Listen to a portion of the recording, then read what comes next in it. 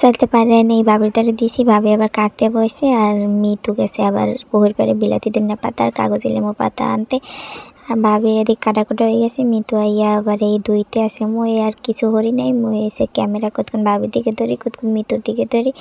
এবার শেষে গেলাম একটু নাপতালিয়ে রেসে আসতে। হ্যাঁ, রেসে আসতে বসে এদিক দিয়ে লাভ দেয়, ওদিক দিয়ে লাভ দেয় চালতে। এবার রাগই থুই দিস। পরে ভাবির কই তুমি শেষো, ভাবি কি সুন্দর আস্তে আস্তে শেষতে আসে। হ্যাঁ, শেষাটা অনেক সুন্দর হয়েছে। এরপরে মিতু আবার গেছে মরিচ পড়তে।